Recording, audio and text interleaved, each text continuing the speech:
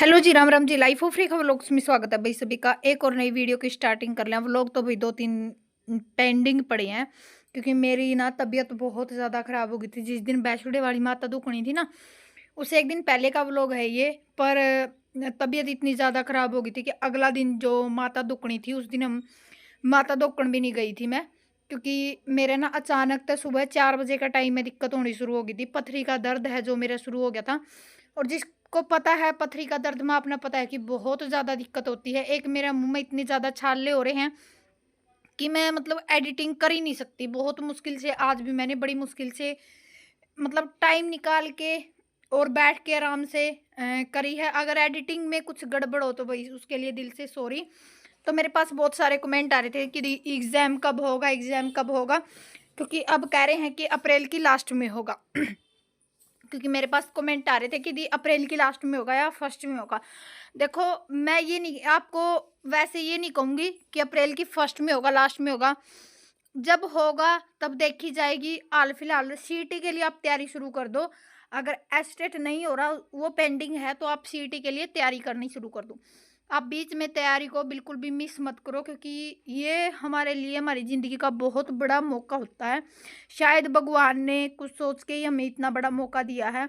और इतनी late estate कभी भी नहीं होता भाई, इतना पोस्टपोन कभी भी नहीं होता है। तो क्या पता हमारी ज़िंदगी यहाँ पे आके बदल जाए। अगर हम नहीं छोड़ेंगे तो क्या पता हमारी लाइफ में कुछ नई चेंजिंग हो सके। तो बस यहाँ पे मैं अपनी स्टडी है वो करने लग रही थी। जो एसएसटी का मेरा मेन सब्जेक्ट है उसकी प्रिपरेशन करने लग रही थी। तो यहाँ पे बेटा आ गया था और बच्चों के साथ में मतलब नुमान का चलो, जब से इनके एग्ज़ाम हुए हैं तब तक इनका रिजल्ट घोषित नहीं होगा, इनकी छुट्टियां हैं। तो आपको पता है कि बच्चों के साथ में 6-7 घंटे मैनेज करना बहुत मुश्किल हो जाता है। कभी इनके नखरे ये बना दो, कभी वो, कभी ये।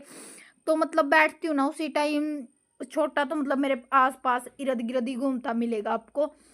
तो ये छोटी ही वीडियो डालने की कोशिश करूँगी ताकि आप लोगों को कुछ बातें समझ में आ जाएं, क्योंकि बहुत सारे डिमोटिवेट हो गए बैठे हैं कि एस्टेट तो होगा ही नहीं, एस्टेट तो अगली बार होगा। आपको एस्टेट से लेना ही क्या है, आप आगे जो सीटी होगा उसकी तैयारी शुरू कर दो, क्योंकि जो एचएसएससी है अपनी उसका कोई भरोसा नहीं है। पिछली गेड़ा जब एचटेट ओ सॉरी सीटी हुआ था नहीं, उस टाइम मैंने भी बीच में अपनी स्टडी है जो छोड़ दी थी कि नहीं होगा सीटी नहीं होगा। और अचानक से बिल्कुल 15 दिन पहले बुक उठाई कि हाँ अब पक्का होगा सीटी। ठीक है, तो मेरा मानना यही है कि अपनी प्रिपरेशन बिल्कुल भी मत छोड़ो। चाहे आप घंटा पढ़ो, चाहे 2 घंटे पढ़ो, या आप रूटीन में तो रहो रहो, बस बुक्स के साथ में अटैचमेंट बहुत ज़रूरी है। तो बस यहाँ पे मैडम जो रीट का लेवल 1 का है उसकी साइकोलॉजी है वो कराने लग रही थी, मैं साथ में देखने लग रही थी। अभी तक तो साइकोलॉजी के जितने भी मैडम ने कराए थे काफ़ी अच्छा स्कोर जा रहा था। बाकी भाई वो तो टाइम बताएगा और एग्ज़ाम बताएगा। पर मैं ये कहती हूँ कि आप डिमोटिवेट बिल्कुल ना हो, आप सीईटी के लिए तैयारी शुरू कर दो। आप ये सोच दो कि एस्टेट पेंडिंग है तो आप सीईटी की प्रिपरेशन शुरू कर दो, क्योंकि जिस टाइम एग्ज़ाम होगा नहीं उस टाइम किसी को नहीं पता होगा कि कब हमारी ज़िंदगी में ये चीज़ें आ गई और कब होके चला गया। ठीक है ना? और क्या पता 2025 हमारी ज़िंदगी को बदल दे। मैं तो यही कहूँगी कि आप लगे रहो, कभी ना कभी तो हमारी ज़िंदगी का जो दीपक है वो भी उजाला देगा। और कहते हैं ना, अंधेरों में हम जब तैयारियां करनी शुरू करते हैं ना, तो एक नया सवेरा जो रात के बाद जो दिन निकलता है ना, वो हमारी ज़िंदगी में एक नया उजाला लेके आता है। तो मैं तो ये कहती हूँ कि इन काली रातों के बाद क्या पता हमारी ज़िंदगी में भी एक नया उजाला आए। और उम्मीद करूँगी ये बातें छोटी छोटी आप लोगों के साथ मोटिवेशन देंगी और आप प्रिपरेशन शुरू कर दोगे। और पिछली वीडियो पे बहुत प्यारे प्यारे कमेंट आ रहे थे कि दी आप कंटिन्यू अपना काम करते रहो। लोगों की तो आदत होती है बोलना, उसके बाद तो मैं वीडियो बना भी नहीं पाई थी। तो लोगों की तो आदत होती है बोलना, तो उसके लिए भाई दिल से धन्यवाद इतना सपोर्ट करने के लिए। और उसी वीडियो पे इतने कमेंट आ रहे थे कि मुझे उम्मीद भी नहीं थी कि इतने कमेंट आ जाएंगे। तो आपने मेरा बहुत साथ सपोर्ट दिया है।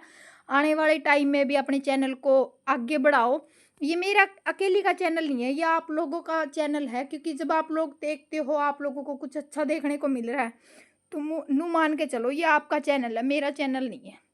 मैं सिर्फ ओनली 10 मिनट 15 मिनट आपके साथ अपनी शेयर करती हूँ और उससे आपकी लाइफ में इतनी चेंजिंग आती है, तो वो मेरे लिए बहुत बड़ी खुशी है। ठीक है, तो 2 ढाई घंटे की मैंने अपनी स्टडी कर ली थी। उसके बाद लग गई थी भई मैं, हाँ 12 बज गए थे, क्योंकि 10 बजे के 10 सवा 10 के अराउंड मैं बैठ गई थी। वो टाइमिंग नहीं दिखा पाई थी, क्योंकि कई बार कमेंट आते कि दी पिछले व्लॉगों की तरह टाइमिंग वगैरह दिखाया करो। तो टाइमिंग भई बच्चे घर पे होते हैं ना, तो एक फ़ोन उनके पास रहता है, तो वो दिक्कत हो जाती कई बार। तो बस यहाँ पे सवा 12 के आसपास का टाइम हो गया था, लाइट आ गई थी, तो बहुत सारे कपड़े थे प्रेस के पेंडिंग। तो मैंने सोचा कि अब थोड़ा हाँ नैप लेके थोड़ा हाँ मैं प्रेस वगैरह कर दूं, क्योंकि ये काम भी ज़रूरी है और शाम में भी बहुत सारा काम हो जाएगा, आपको पता है। क्योंकि बैसुड़े से पहले जो बासी खाना है वही माता के ऊपर चढ़ाया जाता है और वही खाया जाता है। तो बाकी यहाँ पे मैंने एक चीज़ देखी, मेरे मायके में तो सिर्फ ओनली पूड़े और मीठे चावल और गुलगुले यही चीज़ें बनती हैं। पर यहाँ पे बहुत सारी चीज़ें बनाई जाती मेरे ससुराल में, जैसे ब्रेड हो गए, पकोड़े हो गए, मठरी होगी, मतलब बहुत सारी चीज़ें, ठीक है ना। वो तो देखो अपनी अपनी होती है, कहीं कैसे दुखती कहीं कैसे दुखती, मीठे चावल हैं जो। तो ये सारी चीज़ें, और उस दिन पता है क्या हुआ, मेरा मन ना इतना ख़राब हुआ, इतना ख़राब हुआ अगले दिन, क्योंकि उस दिन माता दुखनी थी। मैंने सुबह की मतलब पूरी तैयारी कर रखी थी कि ब्लॉग बनाना है, तो इस टाइम मैं ऐसे स्टार्ट करूँगी, इस टाइम ऐसे करूँगी। और सवा 4 बजे मुझे पथरी का इतना भयंकर दर्द हुआ कि मतलब मैं सोच भी नहीं सकती थी कि मुझे अचानक से डॉक्टर के जाना पड़ जाएगा। और मम्मी और संजू जी और बच्चे जाकर गाड़ी में सवेरे, बल्कि लेट ही हो गए थे, 7 पता नहीं 6:30 के अराउंड ये जाकर धोखा है। 4:30 का दर्द सवा 4 का दर्द हुआ भाई मेरा पथरी का, 6:30 पता नहीं 6:45 बजे आराम हुआ जाकर ना। और फिर हम खिलाए थे, डॉक्टर के चले गए थे, वहाँ अल्ट्रासाउंड वगैरह कराया और फिर उन्होंने बताया कि पथरी है इसके। तो गुर्दे में पथरी बताई है। अगर किसी के पास देसी इलाज है तो भाई वो भी कमेंट सेक्शन में ज़रूर बता दियो, क्योंकि आप लोगों की राय मेरे लिए बहुत महत्वपूर्ण होती है। तो भैया शाम का टाइम हो गया था, तो मम्मी लगी थी गुलगुले तारन खातर।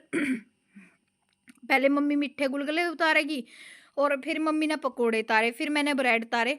और वो जो क्लिप थी ना ब्रेड वाली, वो भाई मिस होगी। पता नहीं, मैं एडिटिंग कर रही थी, वो एडिट ही नहीं हुई इसमें, जिस टाइम वॉइस ओवर करी देखा ना मैंने, एडिट ही नहीं हुई पूरे व्लॉग में। तो बस यहाँ पे साथ में रख ली थी चाय, क्योंकि पापा और आ गए थे खेत में, तो पापा और बोले चाय बना लो और मीठे गुलगुले और जो पूड़े और पूड़ी वगैरह मीठे चावल हो, ये तो हमारे सुच्चे, मतलब इनका हाथ कौन लगाया कर दे, सुच्चे निकाल कर रख दिया करे, पहले माता दोकड़ी हुए। जो ब्रेड पकोड़े मठरी वगैरह बनावे ये तो साथ के साथ खा भी सका, कोई दिक्कत वाली बात को नहीं होती, क्योंकि ये तो आम खास घर के लिए बच्चों के लिए बनाए जाते हैं। तो बस यहाँ पे मैं चाय डाल दूँगी, चाय में उबाल आ गया था। और व्लॉग कैसा लगा ज़रूर बताइए। तो बस यहाँ पे मैं बैठ गई थी ब्रेड उतारने के लिए। और आप लोग भी बताइए भई, आपने बैसुड़ों पे क्या-क्या उतारा था और किस तरीक़ा के त्योहार को कैसे-कैसे मनाया जाता है। क्योंकि ये सारी चीज़ें जब आप लोग कमेंट सेक्शन में आके शेयर करते हो ना, बहुत अच्छा लगता है। तो कुछ ब ब्रेड उतर चुके थे और दक्षु बैठा था यहाँ पे। दक्षु बिल्कुल देख लो आप, जमा पूरा मगन हो रहा था कि मुझे खाने के लिए दे दे मम्मी, जल्दी-जल्दी खाने के लिए दे दे। तो बस मैं साथ के साथ इनकी एक बार दोबारा फिर तेल से फ्राई कर लूँगी, क्योंकि कई बार थोड़े-थोड़े हल्के-हल्के फ्राई करके मैं निकाल दिया करूँ, फिर दोबारा से मैं फ्राई कर लूँ। तो मिलती हूँ नेक्स्ट वीडियो में, bye bye, take care, thank you.